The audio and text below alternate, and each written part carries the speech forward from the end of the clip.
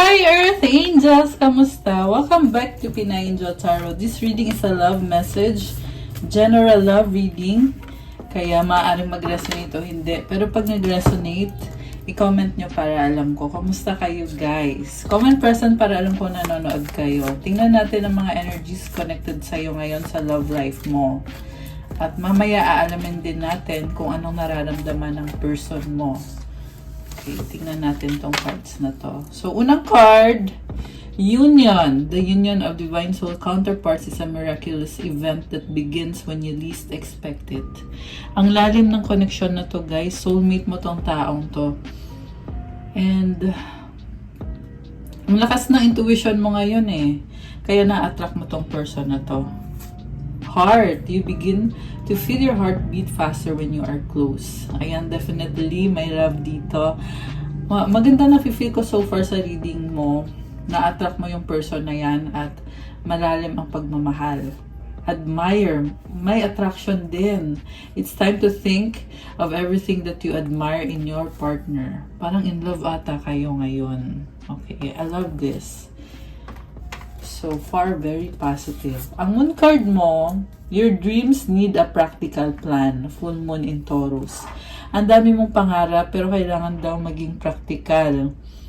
Kaya mukhang nakafocus ka talaga ngayon sa mga responsibilities sa finances sa trabaho mo para sa mga pangarap mo. Para ma-enjoy mo yung life mo. And then, kuha din tayo from this deck. Fish, opportunity. Wow, nice. Scythe. Oh, bakit ganon? Parang meron kang problem ngayon. Broom, ayan, inaayos mo. So, merong pagbabagong nangyayari. Connected dito sa opportunity. Positive naman, kahit na parang kailangan mong mag-adjust dyan sa sitwasyon na yan. So, from the tarot, kuha tayo ng cards. Okay, set aside ko muna to. Kuha tayo ng unang card na.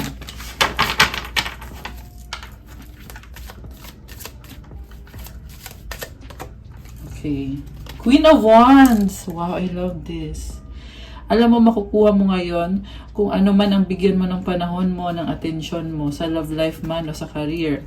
You're very creative kung ano tong pinaplano mo, magiging successful ka dyan. So, planuhin mo ng mabuti.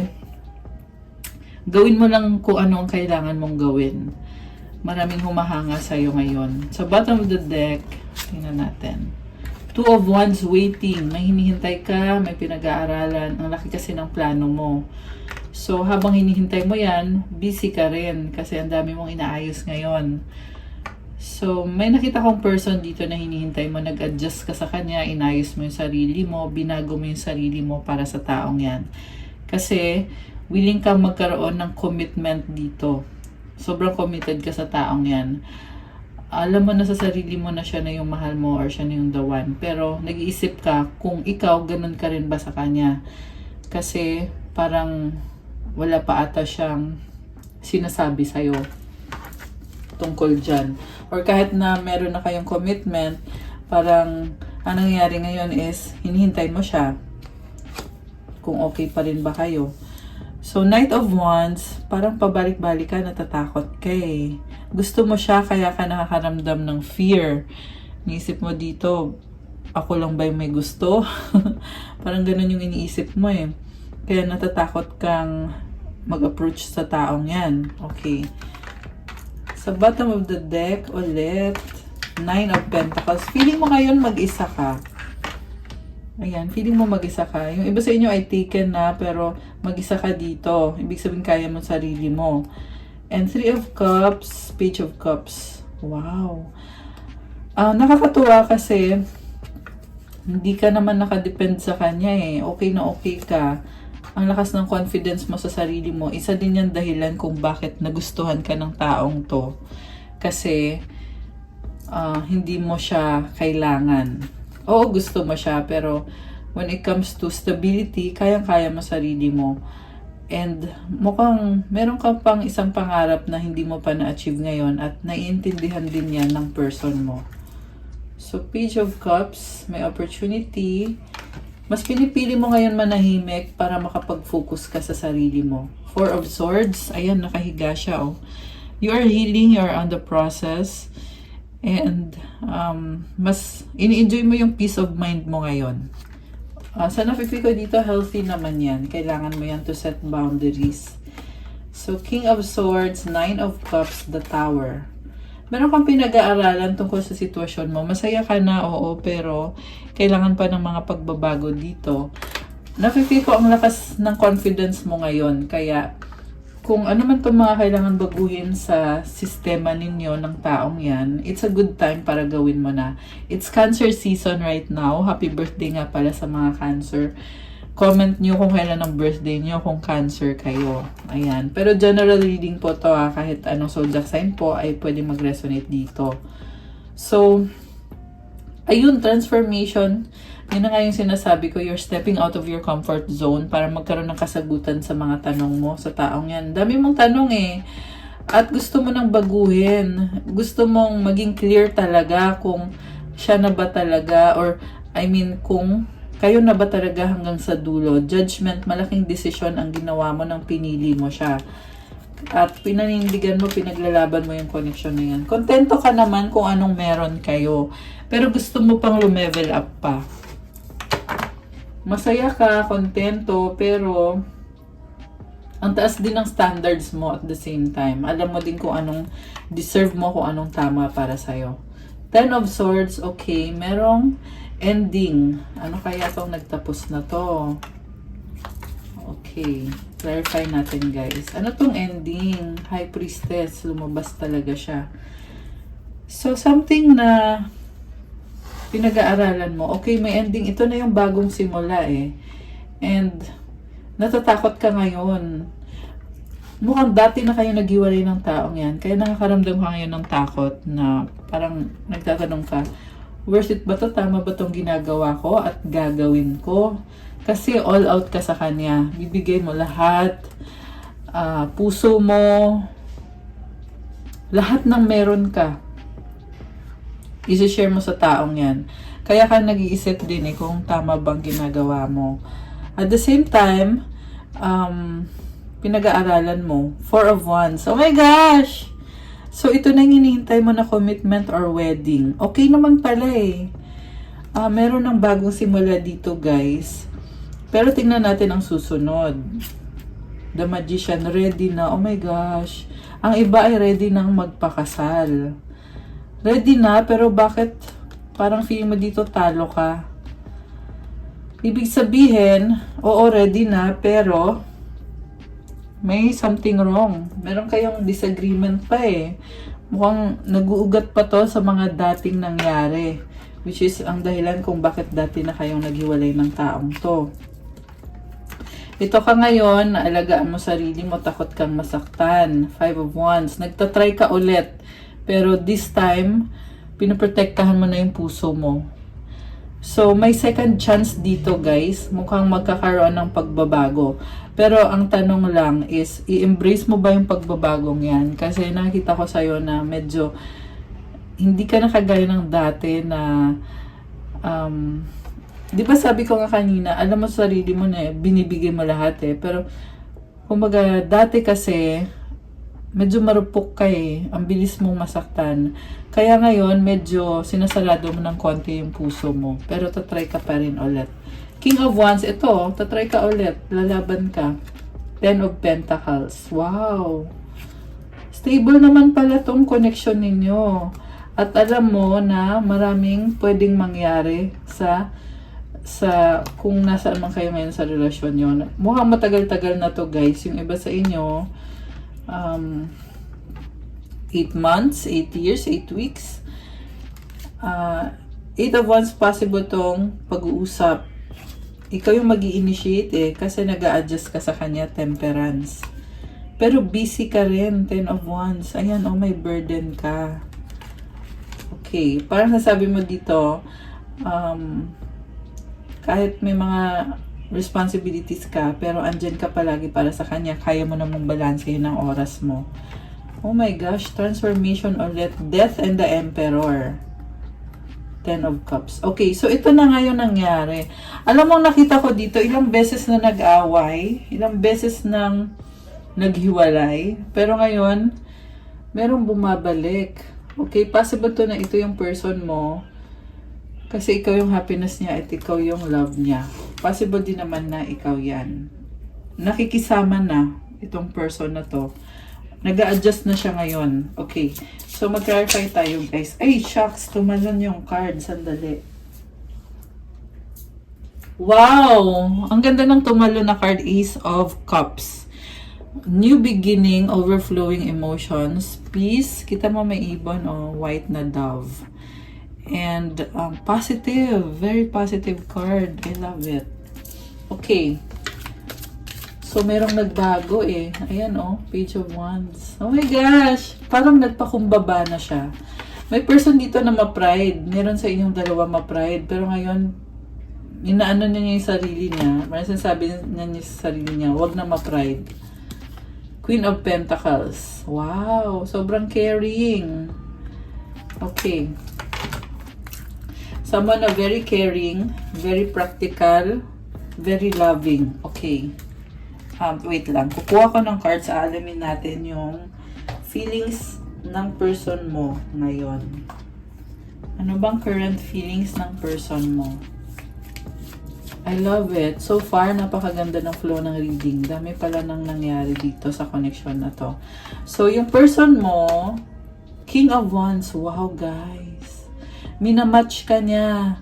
Di ba yung card mo kanina si Queen of Wands ka? Ito naman si person mo. Ang nakita ko sa kanya, gagawa din siya ng paraan para mag-workout kayo. Iba din yung style niya eh. Tingnan natin ah. Oh, Queen of Wands, Queen of Pentacles. Alam mo, nag-a-adjust din siya sa'yo. Very practical person. Inuuna din niya yung kaperahan niya eh. Pero andyan siya para sa'yo at hindi yan susuko. Parang parehas lang kayo ng nararamdaman. Posibleng ang twin flame mo yan. Posibleng soulmate mo yan. Okay, ano pa bang feelings ng person mo ngayon? One more card. Okay, ito. Knight of Swords, mabilis at biglaan. Ano kaya to? Nag-e-explore, nag-e-enjoy. Clarify natin. Bakit si Knight of Swords? Posible yan pag-uusap, guys. Romance, Knight of Cups. So, mahal ka niya, kailangan ka niya, sobra ka niyang mahal. Oh my gosh! So, Knight of Cups and the King of Cups. Alam mo, umaapo yung pagmamahal niya sa'yo, pangarap ka niya, gusto ka niya. Nahanap-hanap ka ng person na to. Oh my gosh, guys. Grabe. Okay, sige. Isa pa nga. Ano pa bang feelings nitong person mo? Queen of Cups and the Emperor. Pangarap ka niya, happiness ka niya. Alam mo, ma-pride tong taong to. No, ma-pride. Mapagmahal siya, pero may pride siya eh. Andito si Queen of Swords at si Emperor. Kaya pa bago-bago. Ayan. So, possible din na baliktad. Possible na ikaw tong ma-pride na to. Pero itong person na to ay gusto niyang makipag-date sa'yo. Gusto niyang makipag-date, malambing, at matampuhin. At the same time, mataas ang pride. Ayan. Emotional tong person na to. Very practical, King of Pentacles. May achievement na to sa buhay niya. Posibleng ka-deal mo water sign, Cancer, Pisces, Scorpio. Malakas din ang Aries. Malakas din ang Sagittarius, Earth sign, Capricorn, Taurus, Virgo. This can be any sign naman. Okay. Ano pang feelings niya? King of Swords and the Empress. Oh my gosh. So, I feel like ito yung person mo eh. Roles can be reversed, guys, ha. Minsan nababaliktad ko talaga kasi general reading. So, you can apply it kung paano yung sa sitwasyon ninyo. Pwede nyo pong baliktarin, walang problema doon. Pero kung gusto nyo talagang sa inyo lang, private reading yon, may bayad na po yun pag ganon. Sinasabi ka lang kasi yung iba po hindi nyo pa alam na meron private reading. Kaya, ayan, binanggit ko lang po. I can tell you later more on that after the reading sa end ng video. Okay, so itong person mo, iniisip ka niya, mahal ka niya, In love sa'yo tong taong to. Baka may kadikang air sign, Gemini, Libra, Aquarius, Taurus, or Libra. Okay. So, ano pa bang feelings ni person mo ngayon? Ano bang bagong simula na ito para sa inyo? 7 of Swords, 6 of Pentacles, Ace of Wands, the Chariot. Parang nagtatago siya sa responsibilidad niya kasi gusto niya andyan ka, pero mas gusto din niyang mag-isa eh. Nalilito siya. 6 of Pentacles and the Ace of Wands. Nakikita ko sa kanya na gusto niya magsimula kayo ulit. Gusto niya ibalik yung harmony sa connection niyo. At the same time, andun yung fear niya na paano ko kaya gagawin to? Paano ko kaya papatunayan sa kanya na mahal ko siya? The Fool, taking the leap of faith. Okay, the Chariot.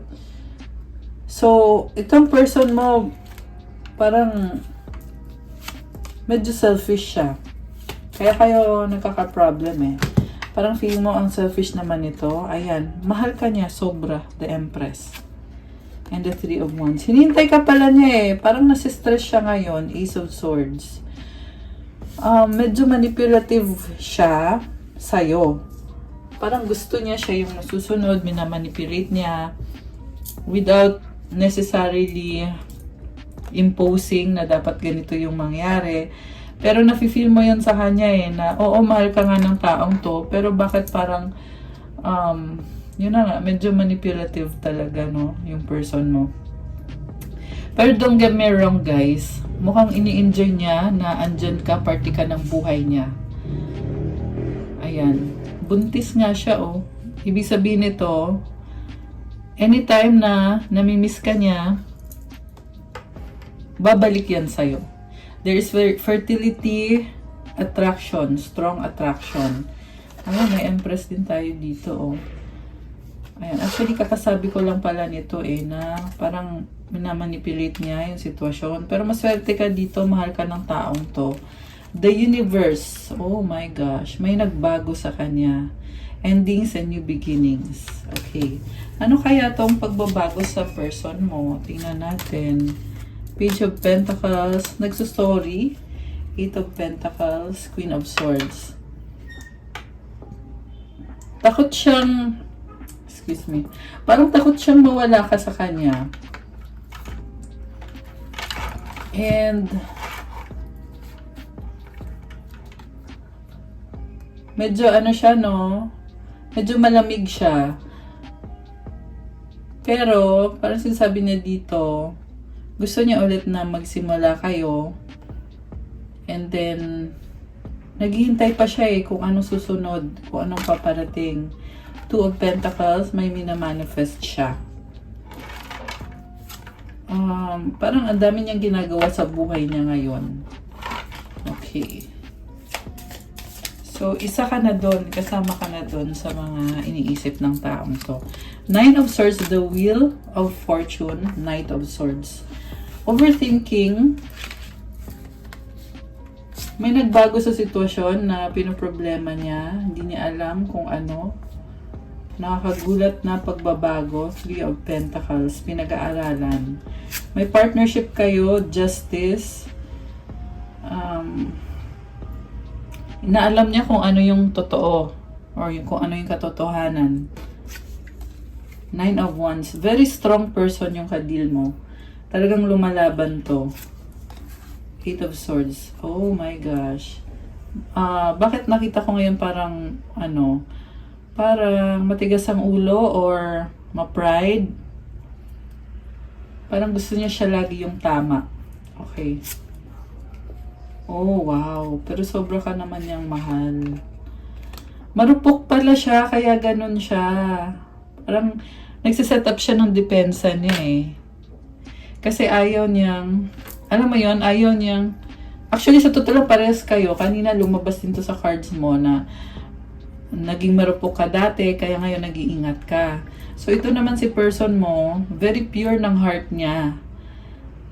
Pinili ka ng taong to, kaya ngayon nag-iisip siya, ano kaya to? Bakit parang nafe-feel ko dito?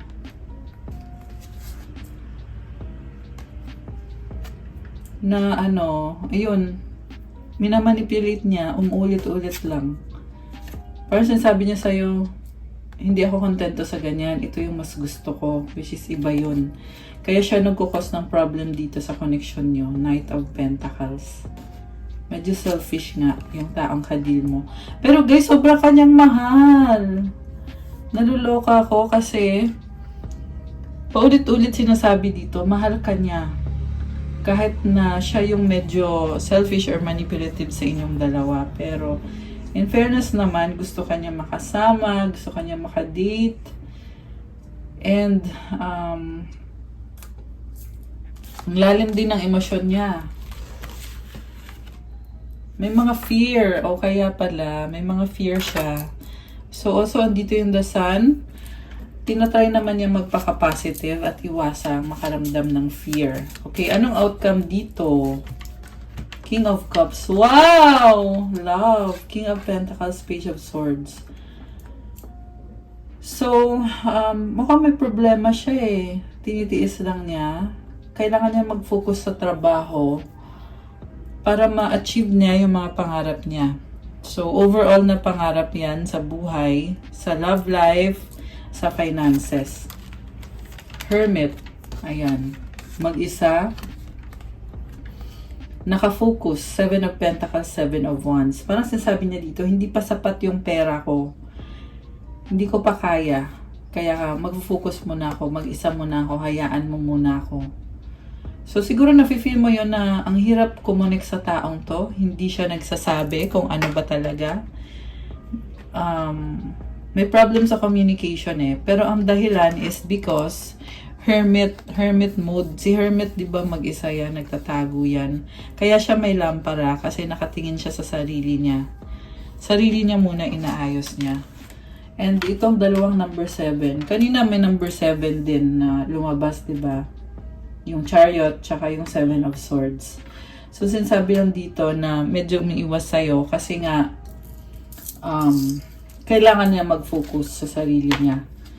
So, don't beat yourself up or don't be hard sa sarili mo kung nagkakaproblema kayo sa communication. Kasi ang totoo niyan, need lang talaga mag-focus. 5 of Pentacles, Hierophant. May mga changes na pinag-iisipan niya, may blessing din. May nawala sa kanya eh. May problema siya. 6 of Cups daw mo. Nami-miss ka naman niya. Knight of Cups and the Ace of Pentacles. Oh my gosh, nami-miss ka niya. Strength, 8 of Cups. Ayan. 2 of Cups and the Star. So, tahimik lang siya guys. Pero magaling to mag-manifest tong taong to. In-enjoy pa rin niya yung life niya. Ayan, enjoy pa rin naman niya. At gusto din niya mag-reconcile kayo. Ayan. Yung iba mukhang okay naman kayo eh. May gap lang sa inyo sa communication. Kasi andito yung star eh. Tsaka ito, mayroong couple dito. So, pangarap niya yun eh.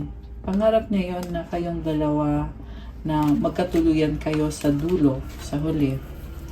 The Devil, the Hangwoman, 3 of Swords, 5 of Cups, 6 of Swords. Meron siyang malaking problema na tinitiis. Pero, alam mo mukhang inspired naman tong taong to eh. Dahil sa love ninyo, kailangan niya lang mag-sacrifice. Yung problem niya, kailangan niya i-sacrifice yung ibang bagay para maayos niya yung problem niya. 6 of Swords yung nasa dulo na card. This is about moving towards calmer waters. Umiiwas na siya sa mga, alam mo yun, yung mga hindi maganda. Kasi, alam niya na good things are on its way. Ano mga gustong sabihin ng taong to? I know I messed up everything. Oh my gosh. It's time for me to heal now. Diba? Nag-heal siya. The timing just wasn't right for us. Oh my gosh, guys! I love you unconditionally. Oh, which is ilang ulit ko tong sinasabi kasi nasa reading talaga sobra kanyang mahal. Ayan. Wala akong masabi. Ikaw na. So, Ayan lang naman yung tinatanong nyo ata eh. Kung mahal ka ba ng taong to. So, ano pang mga gustong sabihin niya sa'yo ngayon? Oh my gosh, flirting. Malandi. Okay lang kung malandi kung sa'yo lang naman, di ba? I like you, crush kita. Ayan. Mukhang sa'yo lang naman. So, siguro flirty. 25-25. Oh my gosh. May angel numbers tayo. So, crush ka niya. Oh my gosh, guys. Romance, passion. Uy, tumalan. Dreaming of you. Pangarap ka. Wow, I love it. O, diba? Pangarap ka niya. Guilty, nagkamali. Oh my gosh. Nagkamali saan? Ito, oh. Usap tayo, talking. Ayan, magkakaroon ng pag-uusap. Or, kailangan magkaroon ng pag-uusap para sa bagong simula. One more. Okay, ito nanonood, stalking you. O, diba? Nagsustalk sa'yo. One more. Okay. Muling ibalik second chance. Wow, guys. Alam mo, may nakita talaga ako dito na tahimik lang siya pero gusto niya talaga ito. So, siguro hindi mo maririnig. Hindi siya magsasalita, pero sa loob-loob niya, yun lang talaga ang gusto niyang mangyari sa buhay niya ngayon. Na muling ibalik kung anong meron kayo, bigyan mo siya ng second chance. O diba? Claim nyo na yan. Comment claim, guys, sa lahat ng mga nagki-claim nito. Ayan, comment nyo na yan, guys. Claim nyo na yan.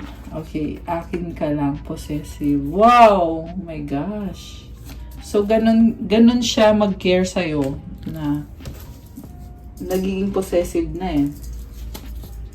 So, ano pa ang gustong sabihin ng person mo? Or mga energies connected dito? I can't move on from you. O, diba? I feel betrayed. I have hope in us. Okay. Shuffle ko muna. Kuha tayo ulit ng 3. Isa. 2, 3. Okay, tingnan natin. I know I messed up. I am sorry. Let's fix things. Ayan, guys. Ito yun, oh. Sinasabi ko. Ito lang ang gusto niya mangyari ngayon. Na maayos nyo. Let's fix things. Oh, hindi niya sasabihin sa'yo ng directly. I lied and regret it. Oh my gosh, grabe. Ang lalim. So, I'm really hoping for you guys. Comment claim again. Ayan, comment claim again. Yung mga hindi pa nag-comment ng claim, comment nyo ngayon, claim. Para ma-claim nyo na yan. So, ito naman yung mga advice card at mensahe galing sa universe. Okay. Para sa viewers natin, anong advice? Self-sufficiency. The ultimate self-sufficiency is relying on God. It doesn't mean hiding in a cave and saying, I don't need people. Instead, it's saying, God is my source. And I am willing to receive all the help, love, and support that wants to come. So, kaya-kaya mo sarili mo eh. Yung mga blessings naman, dumadating. Hindi mo kailangan ipilit kasi kusa na lang dumadating yung mga blessings. Basta tandaan lagi na magdasal kasi si God talaga gumagawa ng lahat ng yan para sa'yo. Ayan. When I focus on my inner light, I see the world through the lens of love. Focus ka daw sa positivity, sa dibdib mo or sa puso mo. Kasi pag nakafocus ka dun sa light na yan, nakikita mo yung mundo ng may pagmamahal at nagiging happier ka. Ayan. I love it. Ang ganda pa ng colors. Ayan. May moon, oh. So, Cancer season ngayon. So, ang ruling planet kasi ng Cancer is moon. So, very connected ka ngayon sa mga emosyon mo. Ayan. So, comment Yung mga nag-resonate dyan, comment resonate. Okay, guys! So, yan na po yung mga advices at yan na po yung reading ko para sa inyo. Thank you, thank you. I-like nyo tong video na to. Comment kung nag-resonate ba or kung nagustuhan nyo ba. Kung hindi naman nag-resonate, comment nyo na lang din. And subscribe, hit the notification bell. Kung kailangan nyo ng gabay kung nag-resonate to at kailangan nyo ng more information, you can book a private reading. Message na kayo sa Facebook page ko, Pinay Angel Tarot, or sa Viber or sa WhatsApp para mas mabilis. Nasa description box po yung contact details ko. You can start your crystals journey with my crystal collection para sa inyo, guys. Check out my Instagram. May mga crystals to attract love, money, wealth, prosperity, and abundance, protection, healing, self-confidence, motivation, focus, mental clarity. Meron diyang para sa negotiations at marami pa pong iba, guys. So, make sure na naka-follow kayo sa Instagram ko. Nag-announce ako nitong nakaraan ng aking celebration ng 4 years dito sa YouTube channel ko at dahil dyan, meron tayong free tarot reading para sa 4 na maswerteng winners. Paano sumali? Tingnan niyo po sa post ko dito sa YouTube community. Meron din akong post sa Facebook page ko at sa Instagram ko. Extended po yung submission ng entries nyo hanggang July 8. So, kasi nung nakaraan sabi ko June 24. Pero, konti lang yung nag-send ng tamang entries. Kaya, in-extend ko yung submission ng entries nyo. Ano ba yung gagawin? 4 na steps po ang gagawin. Una, mag-comment kayo sa post ko ng Count Me In. Tapos, pangalawa, mag-follow kayo sa mga social media accounts ko. Pangatlo, mag-invite kayo ng 2 friends nyo na mag-subscribe dito sa YouTube channel ko. Pang-4, i-screenshot nyo lahat ng 3 yon at i-send nyo sa akin. Pwede nyo i-send sa Facebook, sa Viber, sa WhatsApp, sa Instagram. So, ano yung isi-screenshot? Isi-screenshot mo na nag-comment ka ng Count Me In. Screenshot mo din na nag-follow ka sa social media accounts ko, pati sa TikTok kung meron kang TikTok, Instagram, Facebook. At i-screenshot mo din na nag-invite ka ng 2 kaibigan mo na nag-subscribe dito sa channel ko. At yung 3 yon, isi-send mo sa akin. Yun yung pang-4 na step. Pag nakuha mo yung 4 na step na yon, magre-reply ako sa'yo na you have 1 entry or kung ilang entries ang meron ang nakuha mo.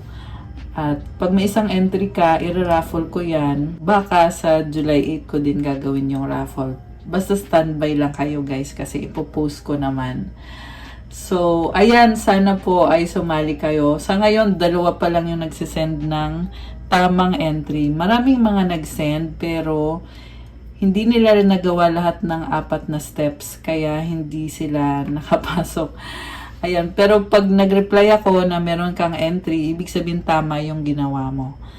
Ayan, excited ako mag-free reading sa inyo, kaya see you soon. Thank you so much, Earth Angels. Thank you. And I'm happy to celebrate my 4 years on YouTube. Love you guys. I'll see you again soon. God bless po sa lahat. Bye!